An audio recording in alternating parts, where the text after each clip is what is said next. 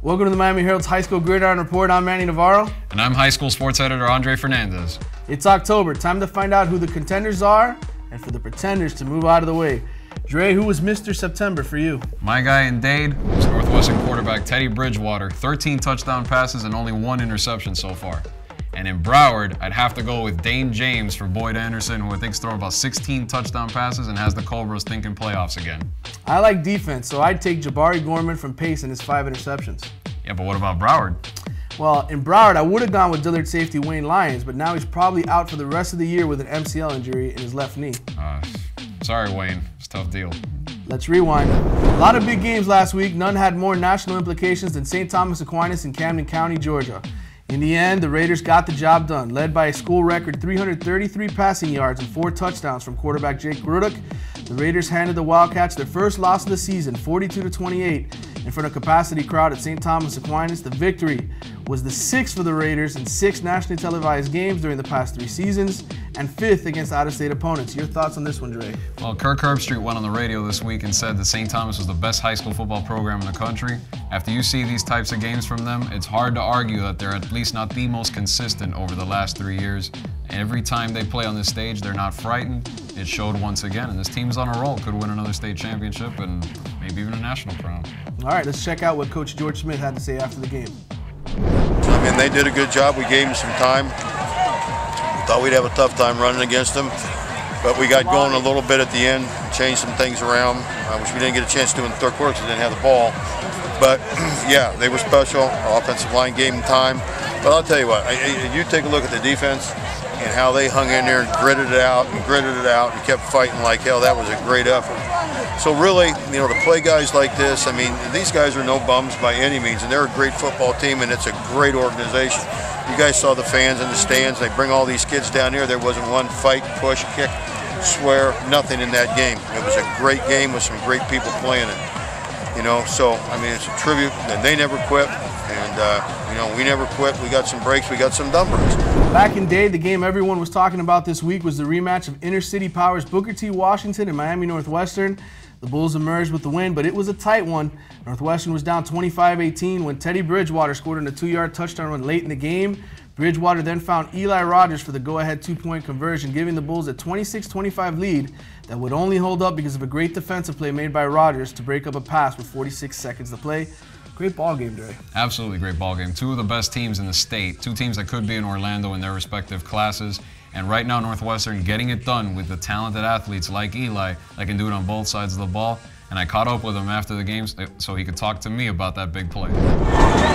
Basically, I seen him try to cross me up, but I stayed on my man. And I baited the quarterback, basically, because I bailed out and I knew he was doing the hit. And once I seen him touch the ball, because watching his mechanics, he liked to throw when he tapped the ball. So once I seen him pat the ball, I broke on the ball and just made a play. It's supposed to have been a pick, but my leg cramped up. Oh, all right. The Miramar Patriots opened the season with a tough 1-point loss in Texas. Last Friday, Hollandale handed them their first 2-point loss of the season. And probably one of the biggest upsets of the season, the Chargers built a 24-0 first-half lead before hanging on for a 30-28 win. Quarterback Moses Skillian had a huge day to lead the Chargers, throwing for 2 scores and rushing for another. Should we be concerned about this Miramar team that's now 2-2? I think a little bit, because right now this team is yielding a lot on defense, something they didn't do at all last season. And if they really are still the dark side defense, they have to tighten up a bit, because South Plantation's going to test them this week coming up with their offense. The big small school game of the week involved old rivals Pace and Chaminade. The Spartans were down 13-0 late in the second quarter when Jabari Gorman made the play of the game, intercepting Gerard Randall, returning it 72 yards to set up a touchdown. Pace running back Anthon Samuels finished with 187 yards on 19 carries as the Spartans scored 27 straight points in a 27-20 win over the Lions, who are now 1-3. Well, I'm glad you brought up Jabari Gorman as your Mr. September, because he has done everything for Pace so far. He's getting us a lot of help now from guys like Anthon Samuels, and to tell you what, if those guys, those youngsters, start giving him a little support, Pace will win District 8-2B. All right, before we move on, here's a special shout out to the Coral Park Rams, who improved to 4-0 with a win over Goldman last week. It's the first time the Rams have won 4 games in a season since 1998. That's the last time they were in the playoffs. Andre caught up with Coach Tim Wood after the game. You know, again, it's been a lot of hard work the last 3 years. and a group of guys that kept believing and kept believing and kept hanging in there. And you know, just to see these guys come through now 4 weeks in a row, it's just been tremendous. You know, it's been tremendous for them, tremendously gratifying for them. But you know, our thing is, are we getting better each week? That's the bottom line. Time for the top individual performers of the week, and I'm going first and giving a helmet sticker to a guy I wish I had on my fantasy football team this week. That would be Nova's Michael Flood. He threw for 164 yards and 2 touchdowns, ran for 145 yards and 3 scores in a 56-22 win over Monarch. Dre, who are your picks? Well, I've got a few, so here we go. I'm going to start with University quarterback Douglas Cook, who helped the Suns to a 28-21 victory over Class 6A Power Everglades. He threw for 317 yards and 2 touchdown passes on 40 attempts.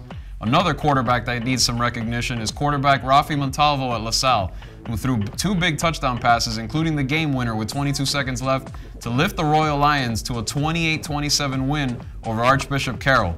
And another one goes to the entire Belen offensive line, made up of center Nick Bousset, guards Randy Montpremier and Matthew Moro, and tackles Kevin Vieira and Keontae Cash. They led the way for a 352-yard rushing performance for Belen in a 45-29 win over American Heritage. And last but not least, a guy very familiar to these proceedings, Kevin Grooms of South Broward, who was a blue chipper and had a career-high 6 touchdowns, 5 rushing, and a 52-yard punt return to help his team fend off Hollywood Hills 46-19. Good Lord. I love it when you give the offensive lineman love. That's right. It's always great. They need it. All right, time to fast forward and look ahead to big matchups in Week 6. Let's start in Dade, where we get to see Part 1 of Northwestern Central, 7:30 p.m. Friday night at FIU. Give me the goods, Dre. Well, I mean, to be honest, right now, I'm a big believer in Northwestern when it comes to clutch games, but they're hurting right now personnel-wise. They have 4 starters out right now on both sides of the ball up front. They have guys like Eli Rogers having to do double duty. Dominic Rhymes is playing on both sides of the ball. I think it's going to take a toll in this game, and I think Central, who is obviously always hungry to beat them, I think Central's going to come out on top in this game, but you know it could go either way if they do get round 2 come, you know, the Friday after Thanksgiving. Teddy Bridgewater, Teddy Bridgewater, Teddy Bridgewater. Northwestern wins. All right, we stay in Dade for our second matchup, and it's a big one in District 16-6A. Homestead taking on Southridge Thursday night down at Harris Field. This one's huge for the playoffs. Yeah, absolutely. I mean, you know, South Dade is obviously the team that's taking the lead right now. The loser of this game is pretty much out. The winner's going to still have a chance to make a push toward the end of the season. And I think it's going to be Homestead. I think they have a little more offense, and that's going to get them across. Team Ridge, Team Ridge, Team Ridge. You just don't want to go with me. Time to cross over to Broward, where Cypress Bay, coming off a big win over Dillard, hosts unbeaten Flanagan Friday night. Flanagan's undefeated. What do you think about that, Dre? I think it's a great step for Flanagan, you know, more than we expected after they lost their quarterback Matthew Vincent and transferred over to Everglades. It's a good start, and this is going to be their big test. I don't see them beating Cypress Bay. I mean, Coach Guandolo always does a good job with them. They're a little more battle-tested so far, but the Falcons will be in it for a playoff spot down the road. I'm going to go with the Lightning for now.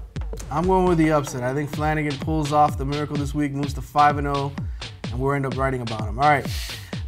This week, the last game we'll be talking about, Miramar heading down to South Plantation for a big district showdown Friday night. I want to go with the home team in the upset here, but something tells me Miramar will be ready for this one, Dre. They're going to right the ship. Who do you like?